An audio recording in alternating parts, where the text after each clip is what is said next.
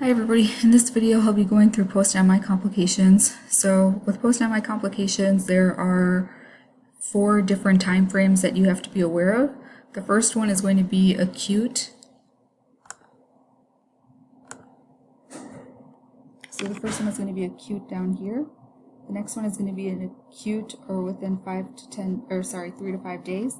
The next one is within 5 days to 2 weeks, and the last one is within months. So there are 5 different complications that can occur. The first one is going to be right ventricular failure. The second one is going to be papillary muscle rupture. The third one is going to be interventricular septal rupture. The fourth one is going to be free wall rupture, and the fifth one is going to be aneurysm.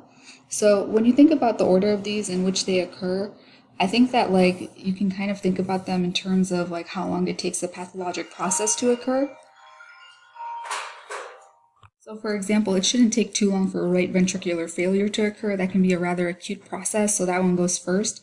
The next 3 are all ruptures, so you have to just think about papillary muscle rupture comes first, interventricular septal rupture comes next, and free wall rupture comes after that. So the way that you can remember that is you can think of it as backwards, so it's like F, I, P, so PIF, just remember PIF to remember PIF, PIF in that order. The last one is aneurysm formation, so obviously an aneurysm is going to take a while to form.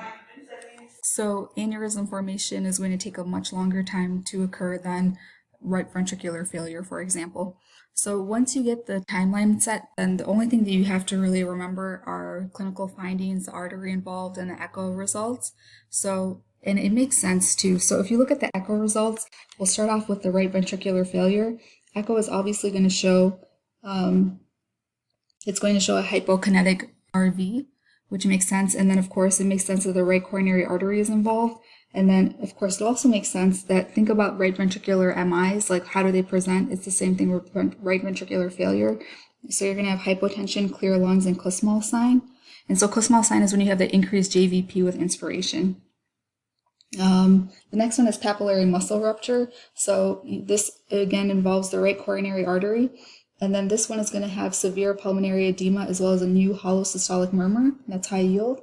So the next one is going to be the echocardiogram. The echocardiogram will show severe mitral regurgitation with a flail leaflet, which makes sense because the papillary muscle's job is to hold that down. The next one is going to be interventricular septal rupture. So that's either going to be the LAD or the RCA, depending on the place where the rupture occurs. And then, so this is going to be seen with chest pain, a new hollow systolic murmur, biventricular failure, as well as shock. And the echocardiogram is going to show a left to right ventricular shunt, which makes sense because you're going down in pressure. And then you're going to see increased oxygenation in the RV as compared to the RA, which also makes sense. Last one, or second to last one that we have is free wall rupture. So that's going to involve the LAD. That's going to present with chest pain, shock, and distant heart sounds. So then echocardiogram is going to present with pericardial effusion with tamponade.